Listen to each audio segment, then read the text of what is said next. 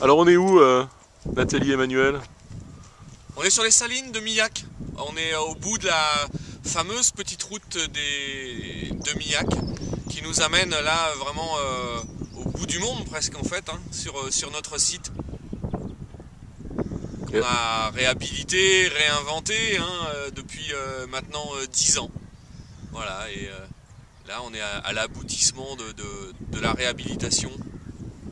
Et on attend la saison avec impatience pour faire venir le sel. On attend le soleil. Ouais, tout Alors, à fait. comment ça se passe une saline? Alors racontez-moi. Alors elle est là, elle est devant nous, la saline. Ouais. Alors ça s'organise comment? Bah, une saline, c'est en fait c'est un labyrinthe qui est donc sur plusieurs niveaux de bassin.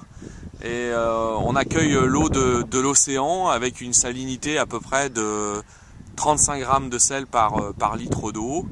Et l'idée, c'est de faire venir l'eau dans ces différents bassins, toujours en mouvement. L'eau est toujours en mouvement pour faire de ce qu'on appelle des sels fractionnés. Et qu'à la finale, on ait une dominante de chlorure de sodium avec certes des chlorures de potassium et de magnésium, mais en beaucoup moindre quantité que si on faisait évaporer de l'eau de mer dans un récipient. Ce qu'on voit, ce qui est au milieu là, sont les œillets. C'est là où on récolte.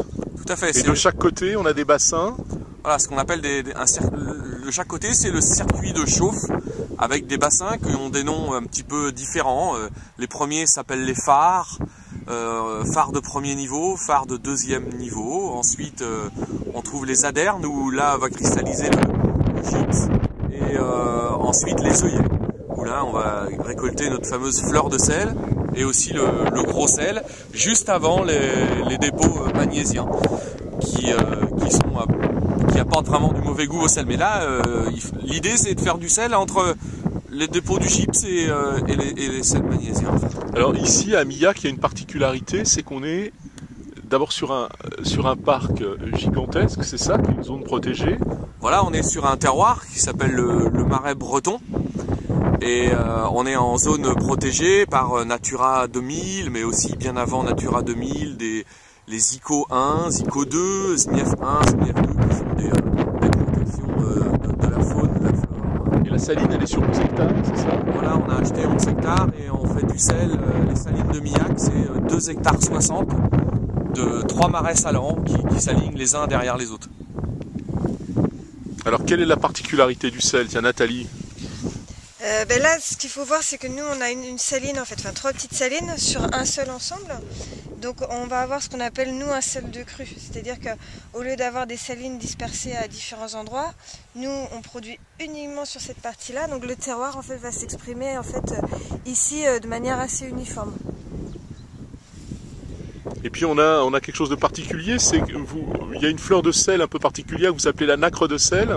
Voilà, donc là, en fait, par exemple, aujourd'hui, on va être en vent d'ouest, donc c'est normalement le vent idéal pour faire de la nacre de sel, donc un vent chargé en humidité.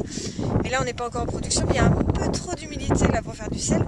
Mais sinon, voilà, quand on est en vent d'ouest, on va avoir une cristallisation plus forte. En fait, les bactéries vont accélérer en fait la cristallisation. Donc on la récolte de la même manière. C'est un sel qui va être naturellement blanc parce qu'il n'y a pas de contact avec l'argile. Et sinon, inversement, quand on est en vent d'est, on va avoir un vent qui vient de la terre, donc beaucoup moins chargé en humidité. Et là, la cristallisation va être toute fine. Donc là, on reste sur la fleur de sel classique.